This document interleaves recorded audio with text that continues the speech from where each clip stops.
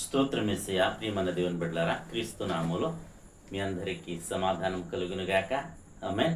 ప్రతి దినము దేవుని వాగ్దానం అని ఆత్మీయ చక్కటి కార్యక్రమంలో మిమ్మల్ని ప్రేమపూర్వకంగా ఆహ్వానిస్తున్న దేవుని బిడ్డలారా, ఎలా ఉన్నారు? బాగున్నారా? ఉదయాన్నే లేచారా? ప్రార్థన చేసుకున్నారా? మరి కాసేపైనా దేవుని వాక్యాన్ని మీరు చదువుకున్నారా?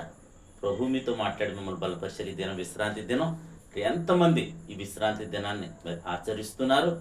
ప్రభు ఆశీర్వదించిన దినం, ఒక్క దినం ఆయన సన్నిధిలో గడుపుట 1000 దినాల కంటే శ్రేష్టము కనుక ప్రతి ఒక్కరూ దేవుని సన్నిధికి రావాలని మీకు తెలియజేస్తూ, ప్రతి దినము దేవుని వాగ్దానం అని ఆత్మీయ చక్కటి కార్యక్రమంలో వాగ్దానం చదువుతున్నాను. కీర్తన గ్రంథం 100వ అధ్యాయము 2వ వచనం. సంతోషంతో యెహోవాను సేవించుడి, ఉత్సాహగానం చేయించు ఆయన సన్నిధికి రండి. దేవునికి స్తోత్రం. ఇక్కడ చక్కటి వాగ్దానం ద్వారా ప్రభు మాట్లాడుతున్నాడు. ఏమనంటే ఉత్సాహగానము చేయించు ఆయన సన్నిధికి రమ్మంటున్నాడు.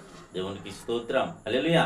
ఉత్సాహగానం చేయించు ఆయన సన్నిధికి రావాలి. ఎందుకంటే ఆయన ఇక్కడ ఎలా అంటాడు దేవుడి వాక్యం, ప్రార్థన ఆలకించువాడా సర్వ శరీరులు నీ యొద్దకు వచ్చేదరు అని. మరి ప్రార్థన ఆలకించువాడు అని నీకు పేరు ఉందని భక్తుడు సెలవిస్తూ ఉంటాడు కనుక మరి ప్రతి ఒక్కరూ మరి దేవుని సన్నిధికి వెళ్తున్నాను. నీవు ఉత్సాహం ఎందుకు చేయాలంటే, సంతోషం ఎందుకు పడాలంటే, నువ్వు వెళ్ళి నువ్వు మొరపెట్టుకుంటున్నావు, నీ మొరకి ఆయన జవాబు ఇవ్వబోతున్నాడు, ఆయన సంతోషించాలి. నువ్వు వ్యాధులతో వెళ్ళినప్పుడు స్వస్థత నొందుతున్నావు, సంతోషించాలి.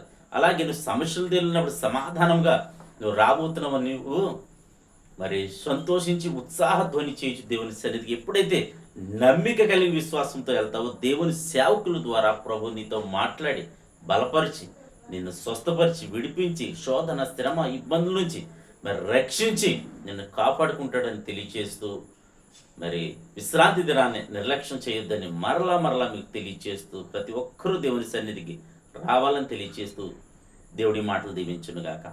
ఆమేన్. ప్రార్థన చేసుకున్నాం. స్తోత్రము తండ్రి, వందనాలు యేసయ్యా.